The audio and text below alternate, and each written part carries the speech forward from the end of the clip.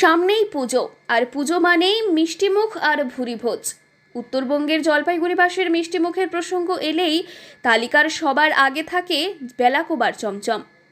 বিখ্যাত এবং ঐতিহ্যবাহী এই চমচমের স্বাদ নিতে যে শুধুই জলপাইগুড়িবাসী মুখিয়ে থাকে তা কিন্তু নয়, বহু দূর দূরান্তের মানুষও ছুটে আসেন এই মিষ্টির স্বাদ নিতে।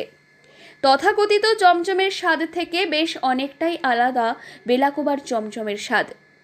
ওপরটা যতটা শক্ত, ভেতরটা ততটাই নরম। কামড় দিলেই বেরিয়ে আসে তুলতুলে রসালো মাংসল, একেবারে যেন মৌচাকের রসের মতো। কিন্তু এর পেছনের কাহিনী জানেন? টাঙ্গাইল থেকে বেলাকোবা যাত্রাটা নেহাত সহজ ছিল না।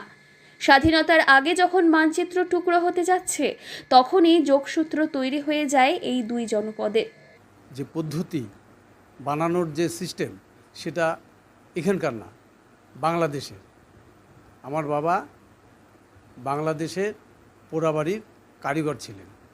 সেখান থেকে দেশভাগের পর ভারতবর্ষে এসে এখানে মিষ্টির ব্যবসা শুরু করে। কত বছর হচ্ছে বর্তমানে? সেটা 1953 সালে বাবা এখানে আসে। স্পেশাল কি মিষ্টি আপনাদের কাছে? আমাদের স্পেশাল মিষ্টি বলতে চমচম।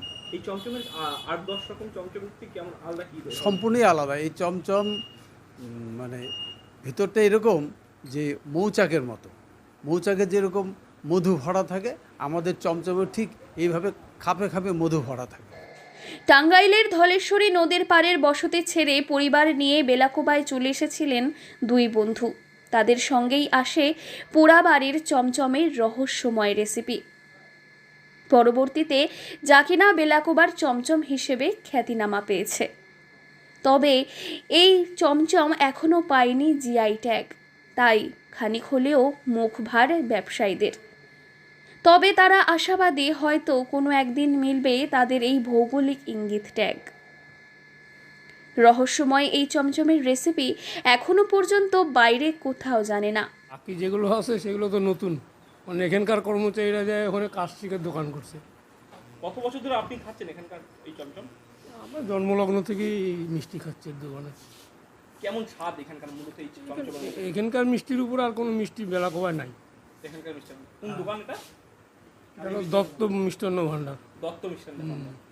তবে উত্তরবঙ্গ কিংবা দক্ষিণবঙ্গ, দেশের যে কোনো স্থানে বেলাকোবার চমচম মেলে, এখান থেকেই যায় সেসব মিষ্টিগুলি।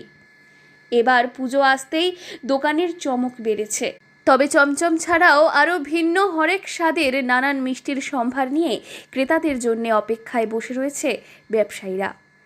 জলপাইগুড়ি থেকে সুরজিৎ দে রিপোর্ট, লোকাল 18 বাংলা।